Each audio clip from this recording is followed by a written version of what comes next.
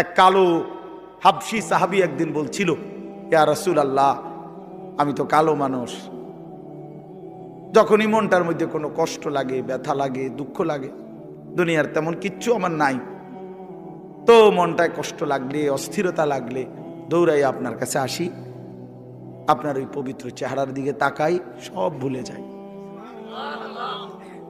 দুঃখ বেদনা সব ভুলে যাই। তো এখন কেন আসছো? বলছি, ইয়া রাসূলুল্লাহ, আজকে একটা কথা বলতে মন চাচ্ছে। এই সাহাবী, তাফসিরে আছে সূরা নিসা, এই কালো সাহাবী বলছি, ইয়া রাসূলুল্লাহ, আজকে একটা কথা বলতে চাই। বলছে, বলো।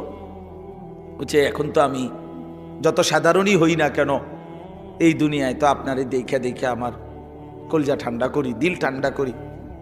হাসরের ময়দানে তো আপনি চলে যাবেন অনেক ঊর্ধ্বের জান্নাতে, আর আমারে যদি আল্লাহ জান্নাত দেয়ও, দিব সাধারণ যে কোনো একটা জান্নাতে দিতে পারে, আপনার লগে তো আর দিত না, আপনি তো অনেক ঊর্ধ্বের, আপনি চলে যাবেন। এখন আমার জানার বিষয় হলো, আমি যদি জান্নাতে গিয়া আপনারে না দেখি, খোদার কসম নবী, ওই জান্নাতে থাইকেও তো আমি আরাম পাইতাম না, তখন আমি আপনাকে দেখবো কিভাবে? সুবহানাল্লাহ, সুবহানাল্লাহ। আল্লাহ তাআলা বলেছেন, ওমান ইউতি'আল্লাহ ওয়ার রাসূল ফাউলাইকা মা'আল্লাযীনা আন'আমা আল্লাহু আলাইহিম মিনান নাবিয়্যিন ওয়াস সিদ্দিকিন ওয়াশ শুহাদা ওয়াস সালিহিন। বন্ধু, আমি ওয়াদা দিলাম, আমি আল্লাহ এবং আপনি রাসূলের পূর্ণ আনুগত্যের হক যে আদায় করবে, অনুসরণ করবে আপনাকে 100% 100%, আমি আল্লাহ আপনার সাথেই তাকে থাকতে দেব। কেমনে আমি বুঝ করবো? আপনি ওরে কইয়া রাখেন।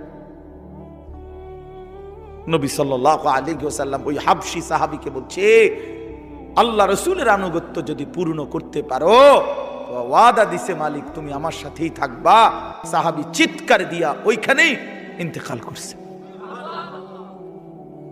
निकल जाए दम तेरे कदमों के नीचे, यही दिल की हसरत, यही दिल की आरजू है।